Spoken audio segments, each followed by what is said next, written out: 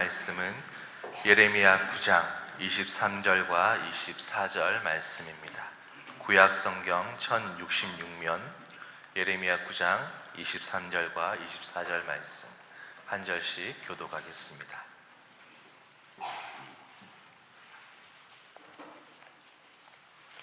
여호와께서 이와 같이 말씀하시되 지혜로운 자는 그의 지혜를 자랑하지 말라. 용사는 그의 용맹을 자랑하지 말라. 부자는 그의 부함을 자랑하지 말라.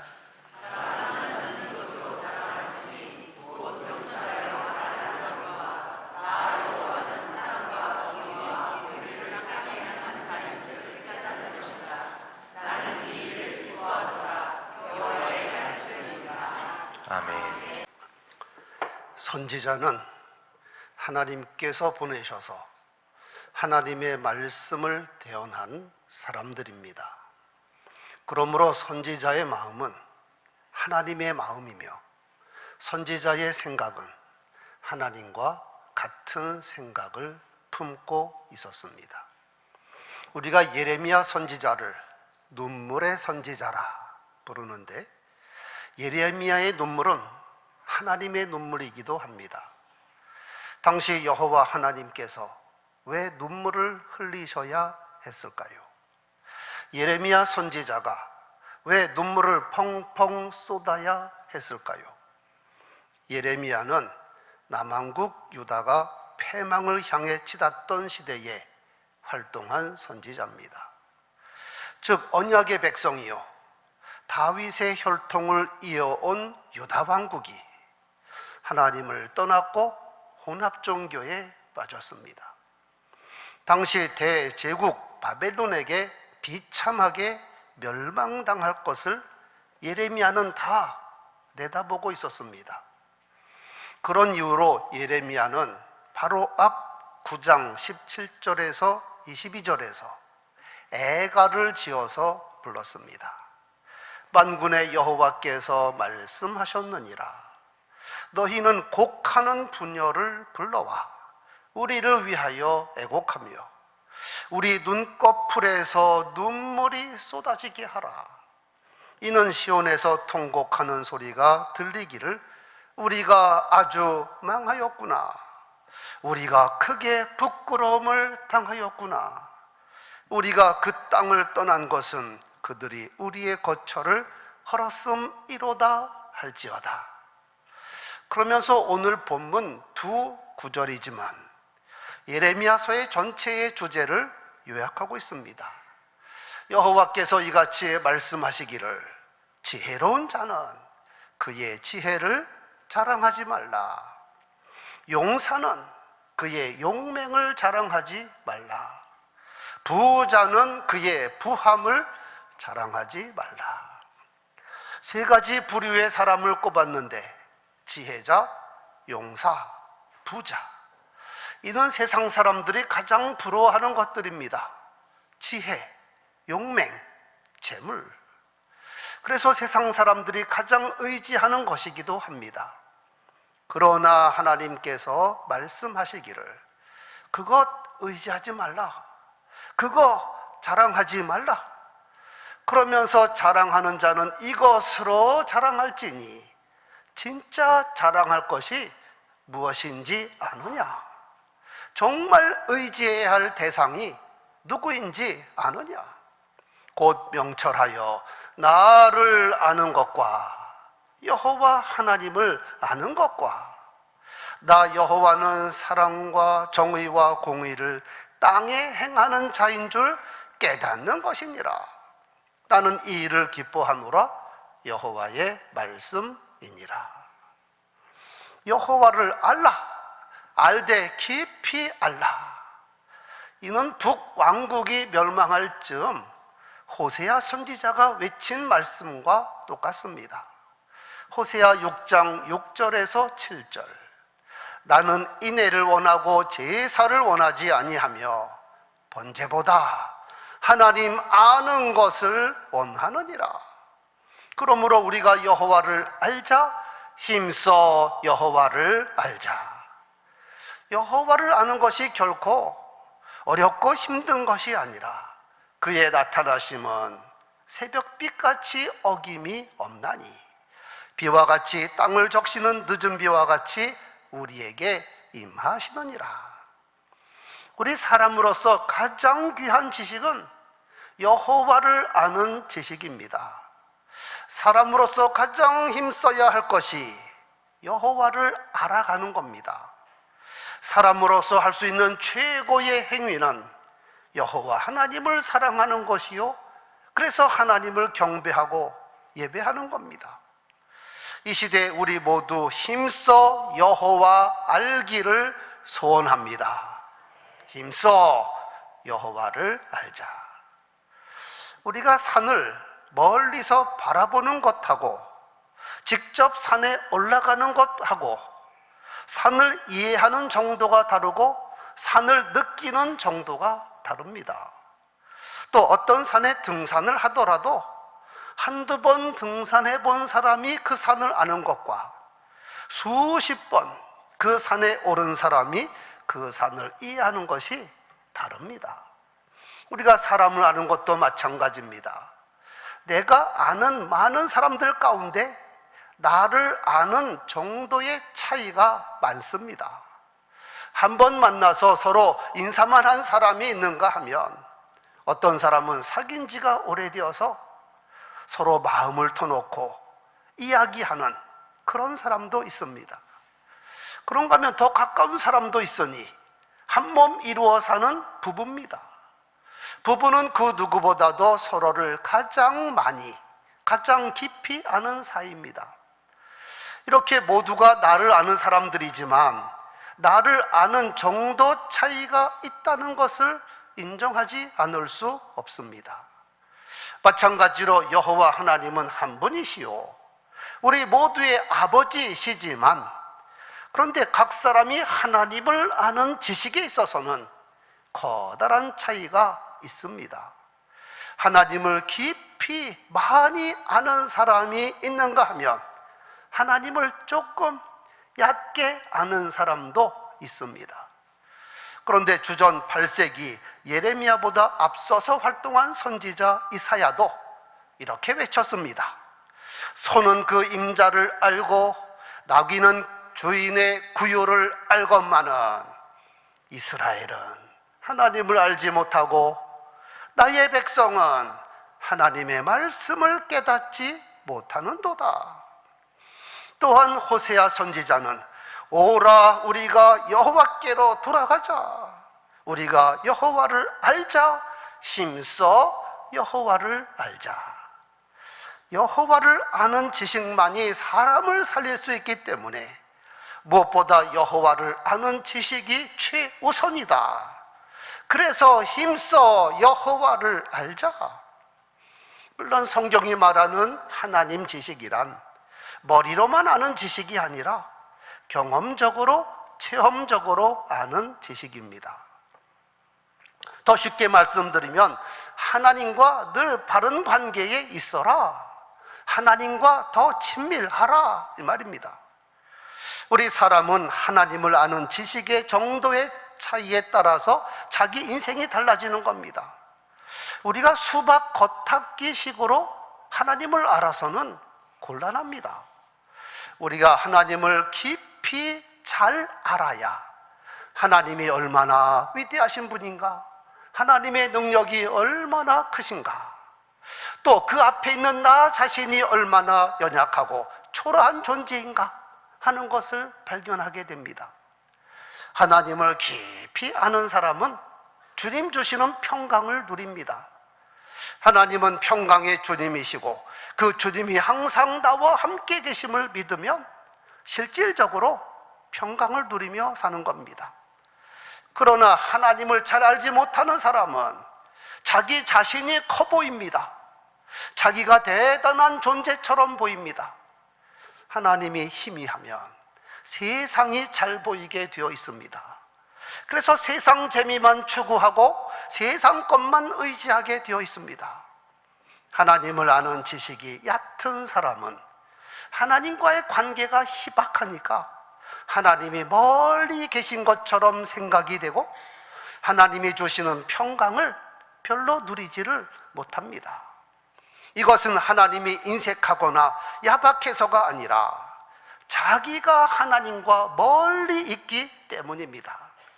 더 심한 사람은 하나님께서 가까이 하시려고 찾아오셔도 내가 문 밖에 서서 두드리노니, 그러나 자기가 피해버리는 사람도 있습니다.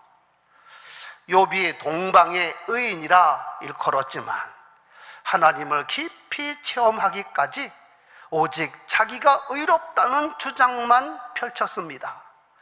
죄가 없는데도 고난당하는 자기 자신만 본 겁니다.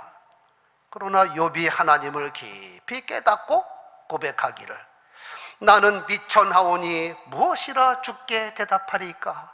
손으로 내 입을 가릴 뿐이로소이다. 내가 그 전까지는 주께 대하여 귀로만 들었는데 이제는 내 눈으로 주를 배움나이다. 욥이 하나님을 보다 깊이 알고 난 다음에 한 고백입니다. 성도 여러분, 우리도 하나님을 알되 깊이 알아야 하겠습니다. 하나님과 더 친밀해져야 하겠습니다. 그리고 하나님을 알기 위하여 더욱 힘을 써야 합니다. 힘써 여호와를 알자. 그러면 우리가 하나님을 더 잘 알기 위하여 어떻게 해야 할까요? 성경적인 방법을 찾도록 하겠습니다. 첫째, 하나님을 사모하는 마음을 가져야 합니다. 하나님을 더 잘 알기 원하는 사람은 하나님을 멀리 해서는 아니 됩니다. 하나님께 가까이 나가야 합니다.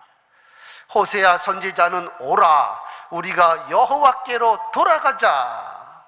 지금까지 하나님과 멀리 있었을지라도 이제 하나님께로 가까이 나가자. 그리고 하나님께 가까이 나가는 사람은 그 중심에 하나님을 사모하는 마음이 있어야 합니다. 마음이 없이 가까이 나가면 오히려 문제점만 찾으려고 합니다. 그 마음에 사모하는 마음을 갖고 하나님께 가까이 나가야 합니다.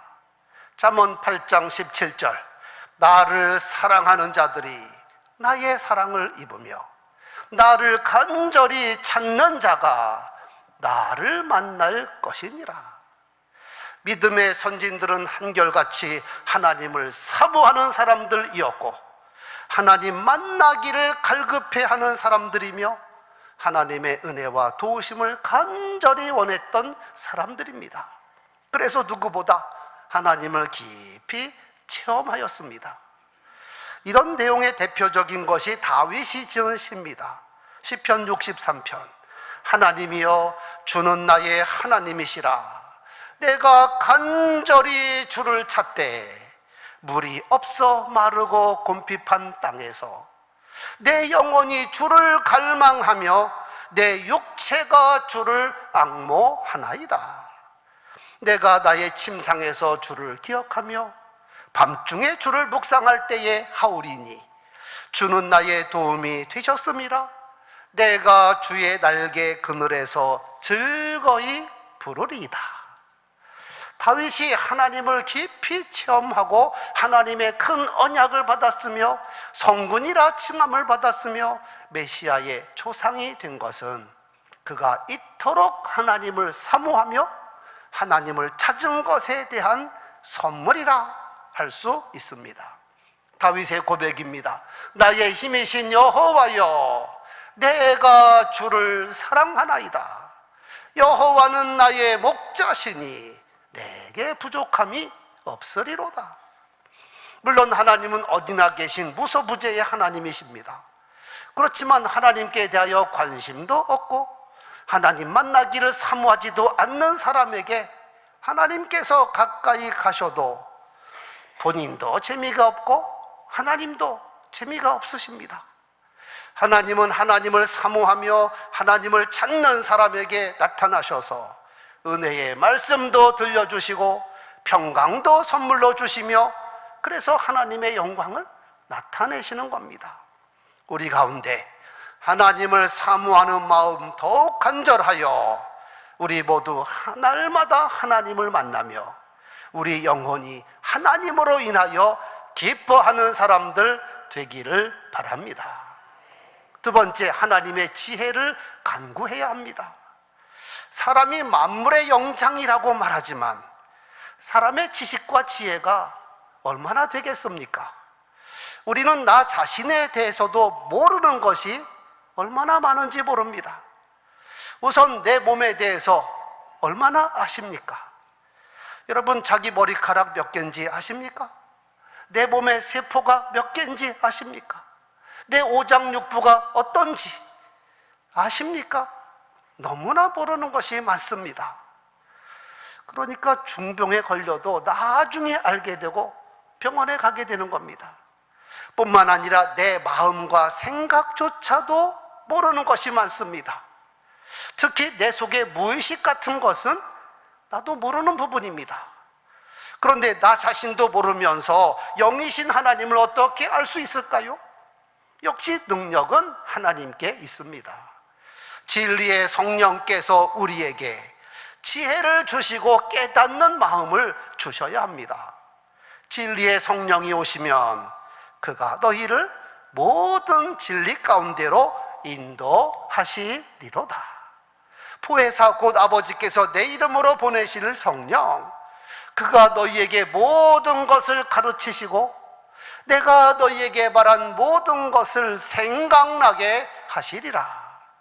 즉, 성령께서 우리 마음을 조명하셔서 깨닫는 마음을 주시면 하나님을 쉽게 깨닫는데, 마치 새벽 빛을 모르는 사람이 없듯이 하나님을 알게 되며 비가 오는 것을 모르는 사람이 없듯이 하나님을 깨닫게 됩니다. 그의 나오심은 새벽빛같이 어김이 없나니 비와 같이 땅을 적시는 늦은 비와 같이 우리에게 임하시리라. 사도 야고보는 이렇게 말했습니다. 너희 중에 누구든지 지혜가 부족하거든 모든 사람에게 후히 주시고 꾸짖지 아니하시는 하나님께 구하라. 그리하면 주시리라. 하나님, 내가 하나님을 보다 깊이 알기를 원합니다. 그런데 내게 지혜가 부족하니 나에게 지혜를 주옵소서 간구하면 하나님께서 꾸짖지 아니하시고 성령을 통하여 지혜를 넘치도록 부어 주십니다.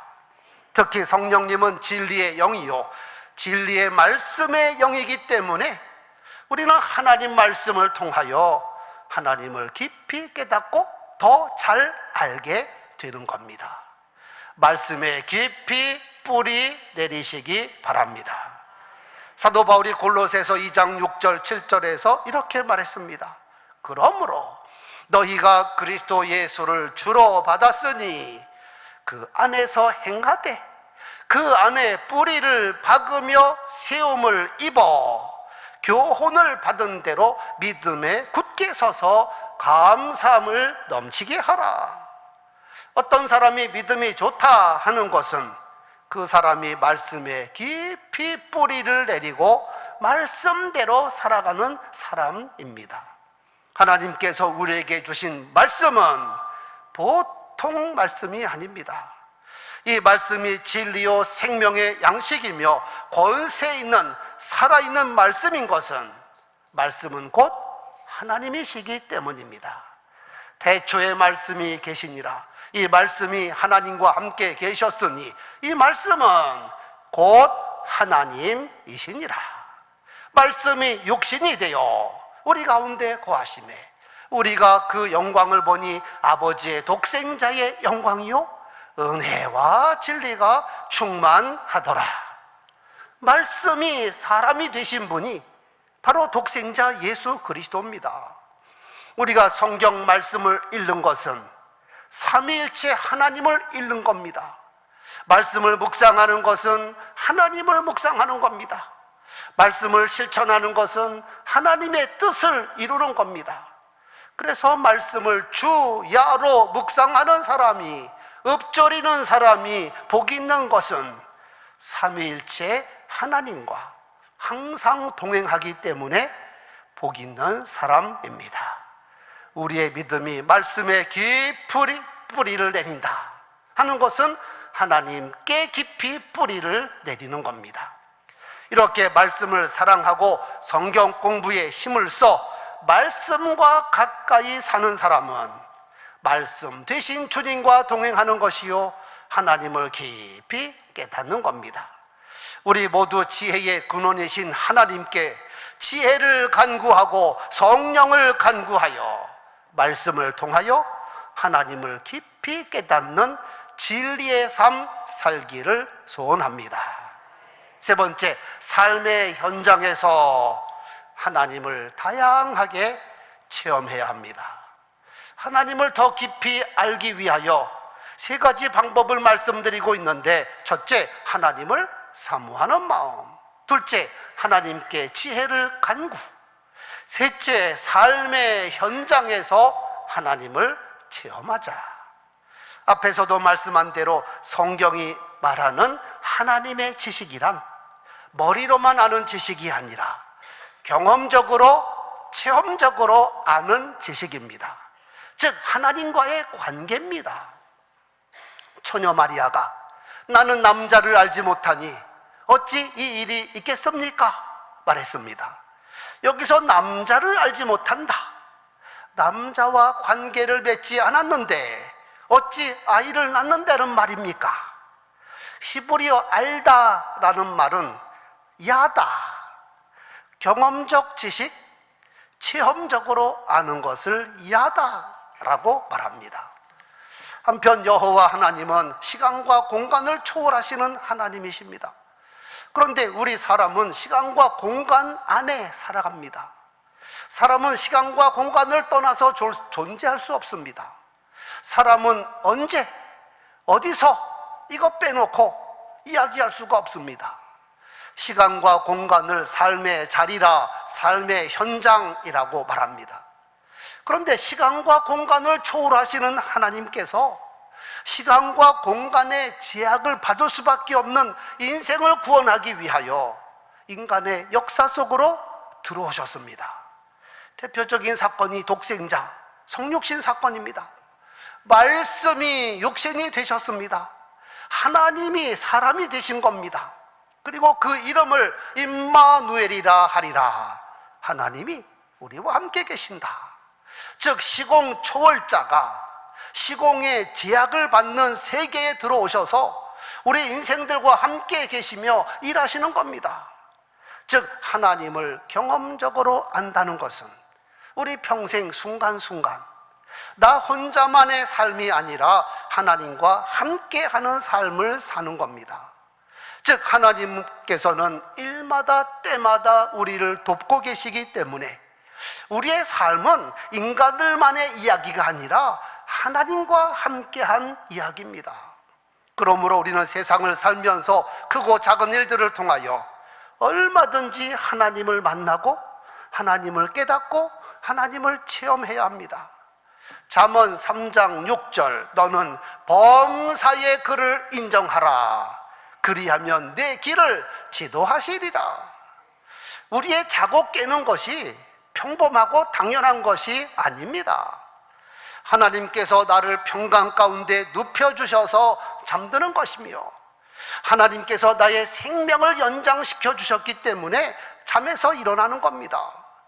우리가 새끼 밥 먹는 것이 당연한 일이 아닙니다. 오늘날 우리에게 일용할 양식을 달라는 기도가 응답된 은혜요, 우리 식탁에 또한 예수님이 함께 계셔서 천국잔치를 경험하며 사는 겁니다. 우리가 직장 생활한다, 사업을 한다, 그냥 다니는 것이 아니라 하나님께서 은혜 베푸셔서 주신 직장이요, 우리 직장 생활은 내가 하는 일들을 통하여 하나님께서 하시고자 하는 일을 이루어 드리는 겁니다. 더욱이 우리 생애에 큰 일들도 있는데 거기에는 기쁜 일이 있는가 하면 슬픈 일도 있고, 고통스러운 일이 있는가 하면 자랑스러운 일도 있고, 부끄러운 일도 있고, 즐거운 일도 있는데 우리는 이런 모든 일들을 통해서 하나님을 체험해야 합니다. 사람들이 흔히 내가 산전수전 다 겪었다라고 말하는데, 그런데 알고 보니 나 혼자 내 힘과 능력으로 이뤄낸 것이 아니라 하나님께서 나를 도우셔서 그 모든 것을 감당케 하신 것입니다. 즉 주님과 실질적으로 동행한 사람이라면 나이가 많을수록 신앙생활 연조가 길수록 하나님을 많이 체험한 사람이요, 하나님을 더 많이 아는 사람이요, 그래서 하나님을 더욱 사랑하는 사람이 되는 겁니다. 우리 모두 날마다 삶의 현장에서 하나님을 깊이 체험하며 살기를 바랍니다. 그래서 하나님을 알되 깊이 알고 내 구주 예수를 사랑하되 더욱 사랑하는 성도들 되기를 축원합니다.